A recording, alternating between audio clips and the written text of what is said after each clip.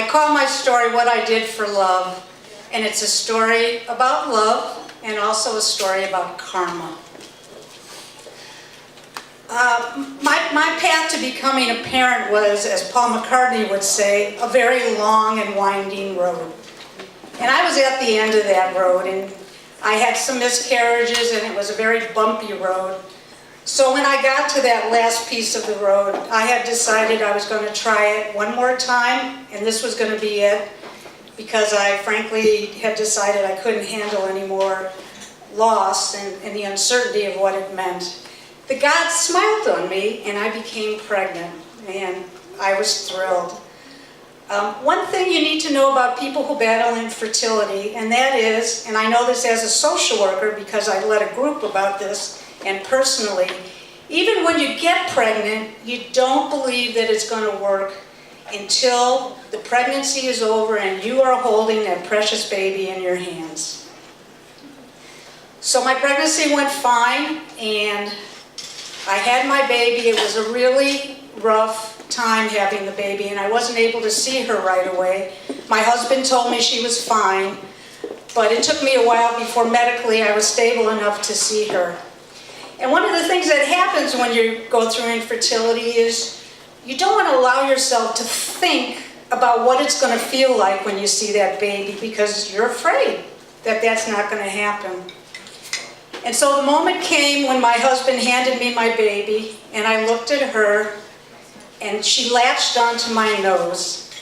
And I was surrounded by this lightning bolt of love. I could not believe how intense that emotion was. It was fantastic. I've never felt anything like it. And I looked at her and I said out loud, "I've waited a hell of a long time to meet you. And you know what, kid? I would throw myself in front of a bus for you. That's how much I love you." 9 or 10 years later, my daughter came to me and said, "I want to be a Girl Scout, Mom." Now, I have to tell you, I have a very checkered past with the Girl Scouts. In fact, I hope there are no Girl Scout leaders here, but I hate the Girl Scouts. My best friend's mom was a Girl Scout leader, and she was like a mom to me. And so we had a deal. If they were going on a really cool field trip, I got to come. I was the first person on the train when they went to Springfield. But the reality was, I liked to eat cookies. I didn't want to sell them. I hated dresses and skirts. I thought their uniforms were really ugly. It was much too structured for me. And also, I ridiculed my friends, who were all in the Girl Scout troop, for wasting time getting merit badges. I thought, life's too short to do this. But my daughter wanted to be a Girl Scout, and the deal was the only way that was going to happen was if I volunteered to help with the troop. So my moment of truth came, and I said yes. The next thing I knew, I was holding our Girl Scout banner and leading our troop in the German-American parade up the street in around Western Avenue. And this little Jewish girl from Skokie, this was a very surreal moment for me. And as we made our way around Western Avenue, and we passed the dais where Alderman Perwar was on one side and Alderman Schulter was on the other, I smiled and waved to them, and I thought, this is a throw yourself in front of the bus moment. But we did it, and at the end of our little march, we all gathered around. Our Girl Scout leader got us together, and she said, "Guys, if you think this is fun, wait till we go on our camping trip in 2 weeks." I could hardly contain my joy. But the girls were really, really excited about it. So the time came for us to go camping. And I couldn't believe it, but I was the first person to arrive. And let me tell you, it was not easy, because it was a friggin' dirt road and easy to get to go by and not even see it. And I am very geographically challenged. When I go somewhere, I not only have my GPS, I have my MapQuest, printed directions, all set to go, and inevitably what happens is my GPS tells me to go in a different direction than the MapQuest, and I'm terrified about what to do next. I'm frozen with fear. So I frankly was feeling pretty cocky and pretty proud that I was the first person to arrive. There was a building in front of us, and I went over there, and our groundskeeper was there, and I told him I was with the troop. And he pointed to keys, and he said, "This is the key to your cabin." And then he told me that I wasn't allowed to touch it because I'm not the Girl Scout leader. I had to wait for her. Well, I waited over an hour, and it was getting cold, it was getting dark. My daughter and her BFF were in the back seat of the car, and we weren't very happy because it was getting dark. A few more moms had arrived, and finally I thought, screw it, I'm going to go get the key, because we had learned that our noble leader was hopelessly lost. It was going to be quite a while before she showed up. So I went to get the groundskeeper, and he wasn't nowhere in sight, so I took it upon myself. I grabbed the key, and we stumbled around in the dark, and we found the cabin. And I gave the key to another mom who I didn't know. There were many moms on this trip that I didn't know. And I said to her, "Why don't you get the kids inside? I'm going to unload the car." They walked inside, and the next thing I heard was sirens blaring and really loud. I ran inside the cabin, and all the little Girl Scouts were running around with their hands over their ears going, "Make it stop, make it stop." And they looked like pinballs bouncing off of the walls. She had inadvertently, when she walked in the cabin, pulled the fire alarm instead of turned on the light. And much like Humpty Dumpty, you cannot put a fire alarm together once you've pulled it. So we decided we'd get the girls out of the cabin to try to figure out what to do next. And so we were standing outside, and way off in the distance, I saw lights, and I heard sirens. And I saw a fire truck. No, wait, it was 2 fire trucks. No, wait, it was a fleet of fire trucks. And I was guessing I knew where they were heading. I proudly jumped in my car thinking I can use my geographic skills, and into the dark woods I went, and I led them back to our cabin. And I have to pause here to say, I don't know what it is, but when cute firemen come upon a scene that seems like total chaos, it immediately calms me. And it calmed the girls, too.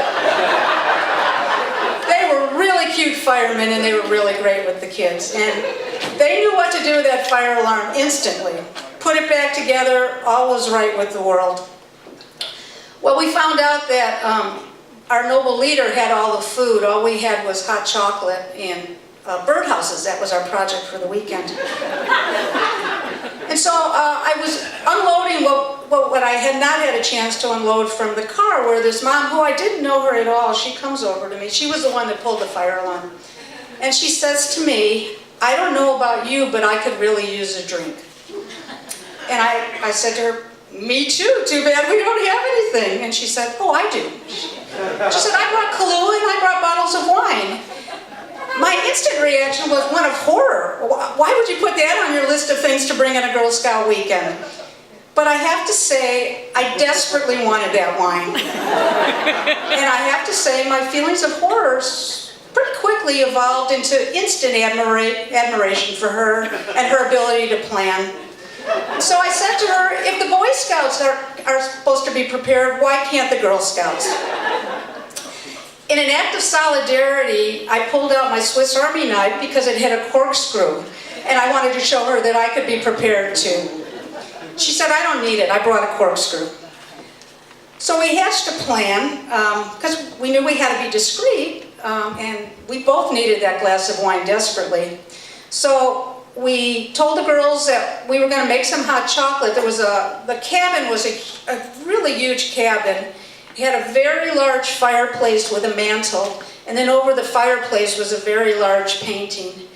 And so we sent the girls off to get firewood. I said, "I'll build a fire and we'll make your hot chocolate." And all the moms went with them. It was kind of a big adventure to go out in the woods with flashlights and gather wood.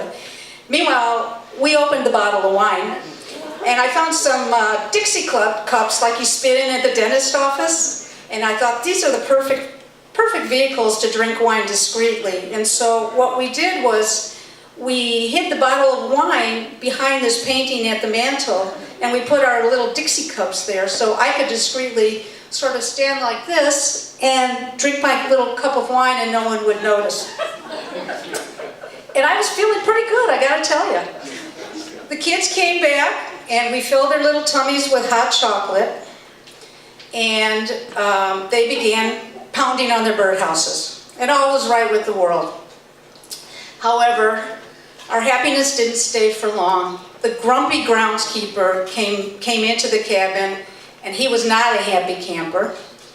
And he was particularly upset that the entire fleet of fire trucks had come. And frankly, all I could think was, if you hadn't been such a schmuck and you had given me the key in the daylight, none of this would have happened. But he was pretty pissed. And I overheard one of the moms say to him, I was incredulous, but she mentioned to him about the bottle of Kahlua. And I couldn't believe that. And he stormed out of the cabin. So I went over to my new best friend and I said to her, you better get rid of that wine and the Kahlua. I got a feeling he's going to be back.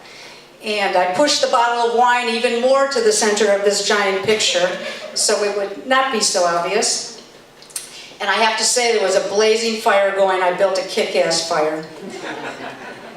A short time later, she did get rid of the bottle of wine and the Kahlua, but we couldn't do anything about the bottle that was behind the painting or we would be busted.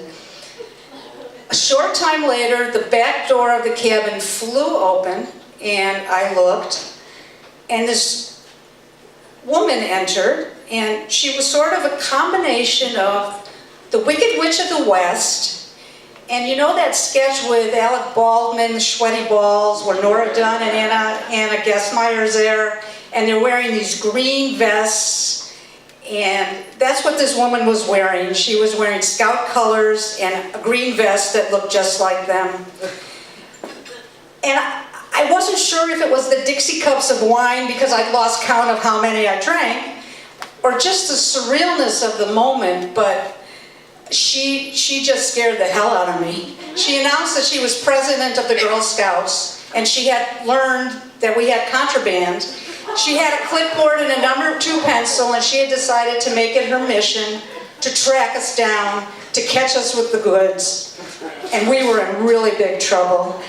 The groundskeeper was behind her grinning like a Cheshire cat, because he was going to get his revenge for our fire department debacle. So she began searching the cabin, and she was searching high and low, and I kept pushing the Dixie cup a little farther behind the painting as she got closer. And I also threw a lot more wood on the fire, hoping the heat from the fire would keep her away. And she actually appeared to be floating through the cabin on a broomstick as she was moving around. She had a very naughty, tight face, and she was out for blood. Externally, I wanted to be calm, and the social worker in me said, practice mindfulness. So I tried to focus on the girls pounding on their birdhouses. I did not find that to be particularly calming. So then I started to focus on the fire, but internally, I was freaking out. I was imagining what Girl Scout prison was going to be like. Was she going to throw away the key? And I was expecting body cavity searches at any moment, so I was terrified. The good news was, she was very angry, and she let us know, and the groundskeeper was really angry too. She had told us that if she had found contraband, there was going to be a $500 fine, and we would be forbidden from ever setting foot in those grounds again. The good news was the girls were blissfully full of hot chocolate and pounding on their birdhouses. They didn't know anything about what was going on. So I got word that our noble leader was close, and they assigned me to go get her, which at that point, all I kept thinking was, this is not only a throw myself in front of a bus moment, this is a throw myself in front of a megabus moment. So I went and got our noble leader through the woods, through the dark, and I was able to find and bring her back to the cabin. And I thought I should have a Girl Scout leader to Girl Scout volunteer talk and sort of update her on all the happenings that had gone on before she arrived. So I explained to her, I didn't tell her about the bottle of wine that was still behind the painting, but I did tell her that there had been some accusations made and that we were in a deep load of trouble. So she smiled and she said, I got this. Our Girl Scout leader was a very saucy, spirited divorcee, and she was up to the challenge. So she came in the cabin, and just like a laser beam, she noticed the grumpy groundskeeper in the corner, and she went right towards him. And using my social work skills, I was watching them, and I could see things changing. He visibly changed. That grumpy look, as I looked closely, I saw that frowny face move into a smile. And I noticed her standing here and going like this. And suddenly he was going like this. And then from behind her back, she gave me the okay sign. And I knew everything was going to be okay. They were giggling and laughing like high school kids, and she actually escorted him out of the cabin. And they both seemed very happy. The girls had a wonderful dinner, and it was very exciting sleeping in the cabin, and they slept in front of this lovely fire that we built. The next day, we left, and we escaped with our bottle of wine and our Dixie cups without anyone catching us. And as I was driving home with my daughter and her BFF, they were in the back seat, and they were talking about the highlights of the weekend, and they were smiling and they were giggling and they were really happy. I was watching them in my rearview mirror. And while they were doing that, I had a little celebration going on in my head, and I had decided that I was going to award myself some merit badges because I earned them on this weekend. And I decided it would be fitting for, in my ceremony, that Alderman Schulter and Alderman Pawar award me with my merit badges that were so well earned. I had decided that my first merit badge would be for my outstanding ability to navigate and my geographical skills, having led myself, a fleet of firemen, and our leader to our cabin. So that was richly deserved. Alderman Pawar bestowed me with our first merit badge. My second merit badge was for my kick-ass fire. It was going all night. It kept the nasty president of the Girl Scouts away, kept me calm, kept me warm, and the Girl Scouts warm too. So that was Alderman Schulter's job to award me with that. I was very pleased about that. My third award was the Stay Out of Jail Award, and I richly earned that, I thought. And it was Alderman Pawar's chance to give that to me again. And my final award, and for me it was the most important merit badge of the night, was, at least for that weekend, I was a great mom, and I made my kid really happy. Thank you.